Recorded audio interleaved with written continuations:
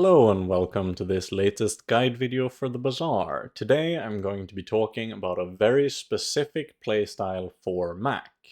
I think that right now Mac is in a perfect position to play for tempo. Some of his guaranteed scaling options like Calcinator were nerfed in the latest hotfix, but a lot of his lines that work well with tempo, such as the early game magic carpet, the femur angle, and even the poppy field, are largely untouched in a way that means that they remain very strong. This particular playstyle, I've drawn heavy inspiration from how one of my podcast co-hosts, Waltercoolest, plays the game, and to go with this, I've also uploaded 2 games that we played on my stream where he was coaching me on how to play Mac in this tempo style. So if you want to see it in action as well, make sure you check out those videos, and you can also listen to the podcast as well. Waltercoolest always has some amazing input to give on the current state of the game. But before I dive in, I'll briefly explain what is meant by tempo. In games like the Bazaar, we usually use tempo to refer to a momentum-focused playstyle where the goal is to try to win on as early of a day as possible by playing for every single day. This is in contrast to perhaps a opportunistic or scaling playstyle, however you want to call it, where you're instead going for a much more guaranteed late game. With this style of play, we are playing to win every single day. And if you stick with me through this video, I'm going to explain how and why we do that. So, to begin with, the first step is that we start with a gold skill. And I know that right now this isn't necessarily the most popular way of doing it on Mac, but I have some fairly compelling arguments for why you might consider it. And don't treat this as some kind of absolute or commandment to play the game a certain way.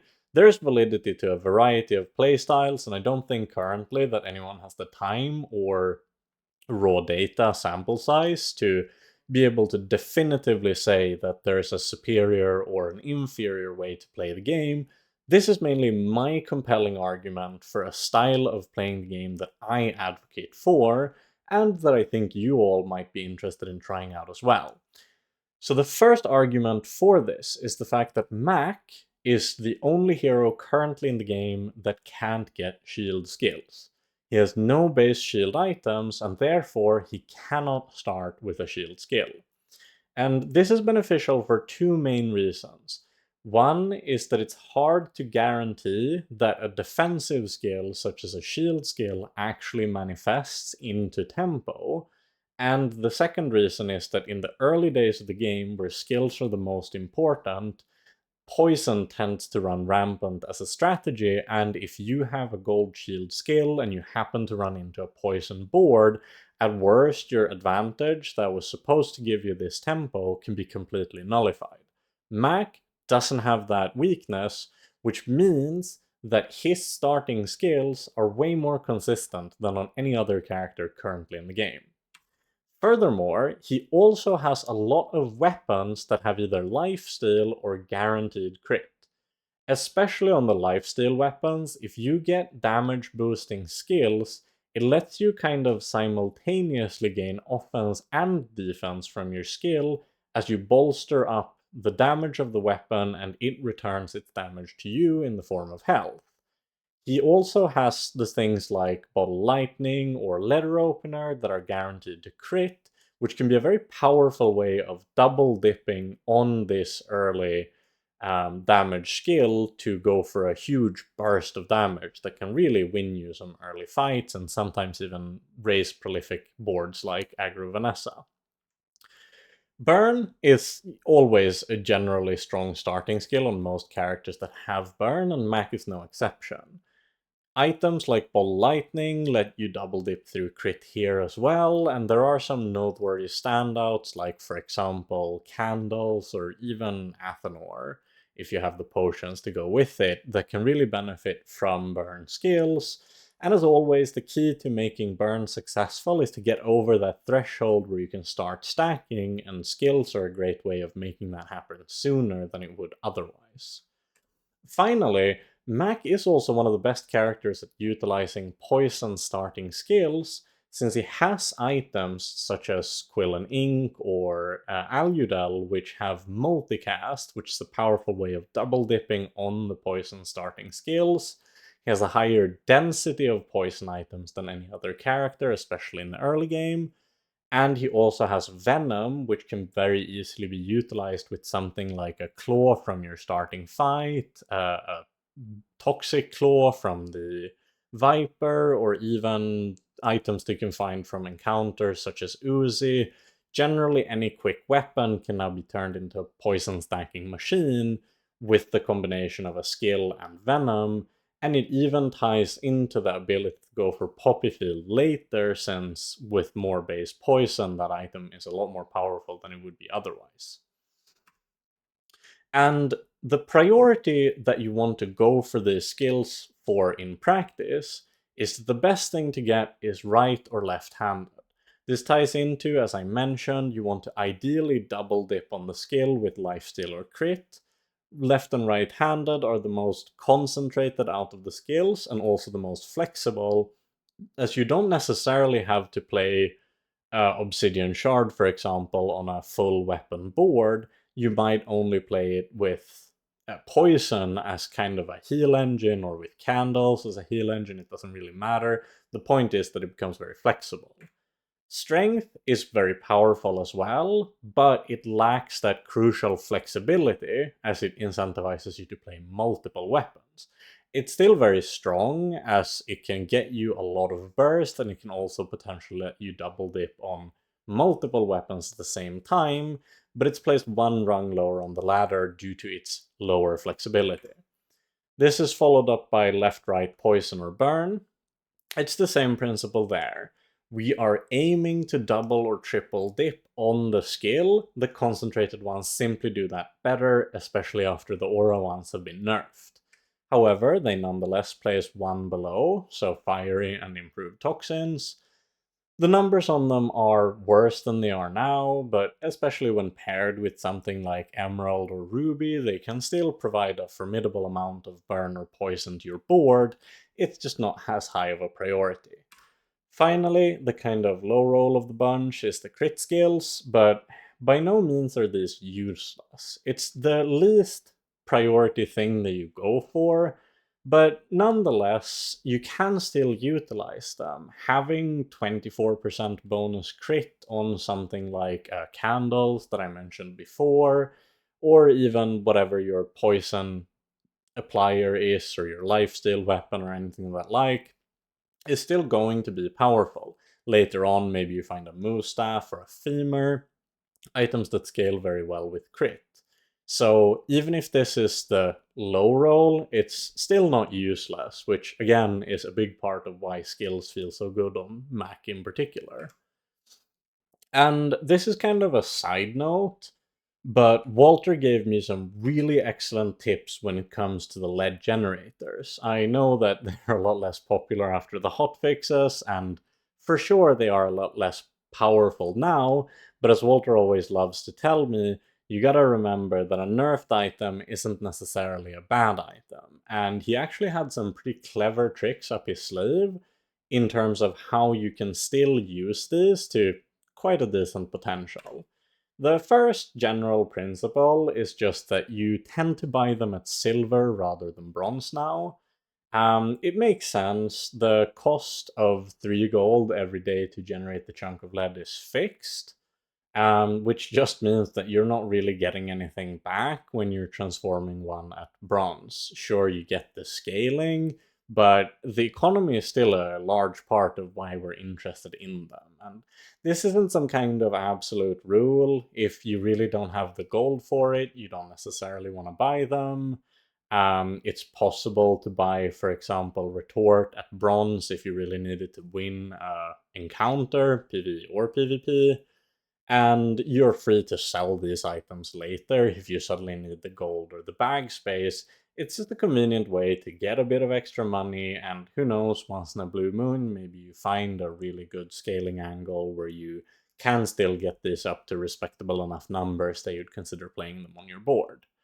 However, the second part, and this is what I thought was especially clever, is the idea that you try to keep the things that generate catalysts at bronze, and this goes honestly regardless of whether you have lead or not, it's just especially noticeable when you do, and you wait to sell them until you find either Vopak, the vendor that gives you extra gold for selling bronze items, or Barcoon, the vendor that gives you extra gold for selling small items.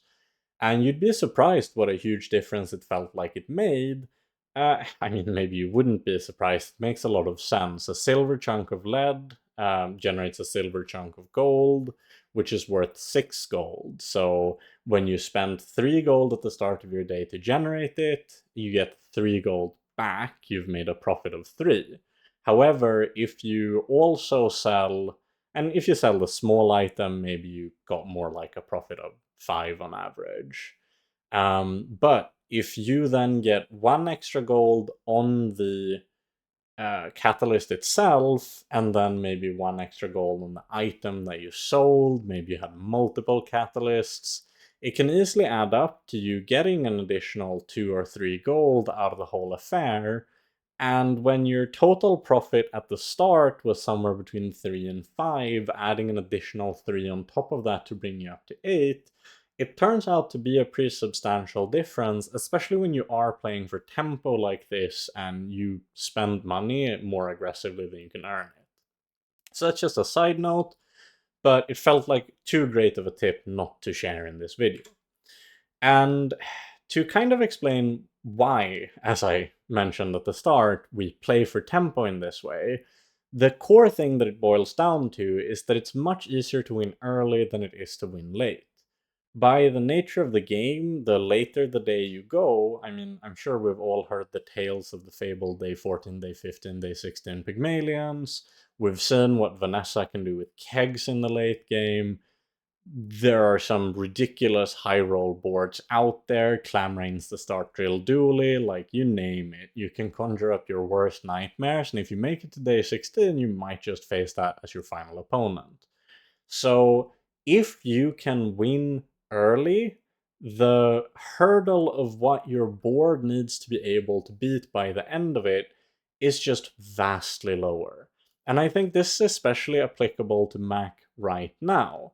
When you could go for those guaranteed calcinator lines that had some rather formidable scaling, it was much more feasible to go for a plan where you could tank a few losses early and you still expected to be able to win in those later days, maybe with a calcinator paired with a library or something similar to that.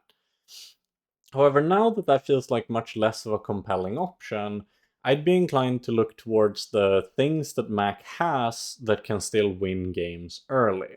I've heard people say that they find success with the Runic Great Axe Magic Carpet lines. I've heard people say that they find success with the Frozen Flame lines. I know that Walter has been playing a lot of just full tempo potions, Athanor with Satchel, Poppyfield. There are a lot of boards that can be good enough to win on day 10, day 11, day 12, even if they don't have the longevity to be something you expect to win on 14 or 15. So the range of viable boards that you can play if you have those early tempo wins is much greater than the range of boards that you can play if you know that the only way you're getting to 10 is to win at day 16. And there are kind of two main ways of achieving this tempo victory. One, and this is especially what you go for when you're on a full win streak. Maybe you have a little bit of an above average roll, or you've just had good matchups. The reason for it doesn't really matter. You're winning every game. Maybe you are 7 wins on the start of day 8. Now you can really consider just flying that magic carpet across the finish line. Maybe you just spike something for tempo, and all you need to do is win 3. It's not that hard.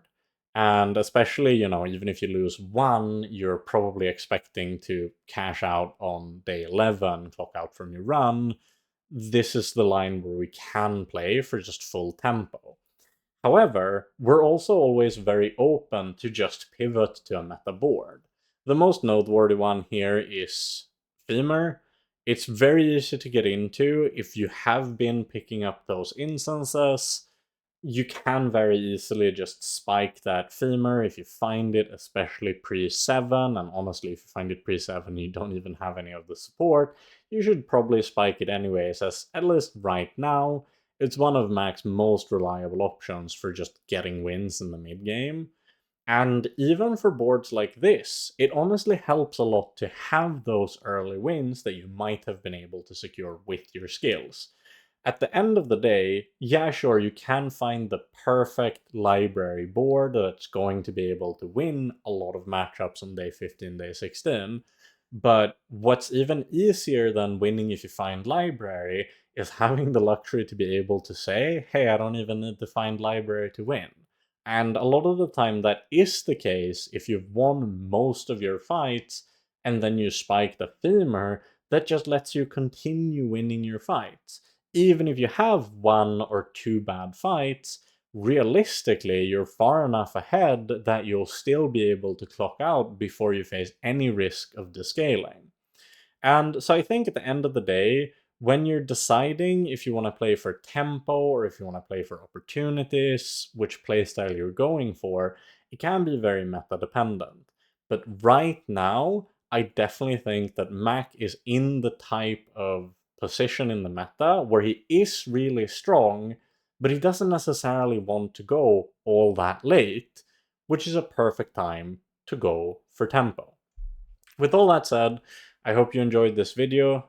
Drop a subscribe if you want to see more content like this. You can also join my Discord where you'll be able to ask questions about the guides, post suggestions for future guides you'd like to see, or if you just want to come hang out or talk to me directly, that's the perfect place to do it.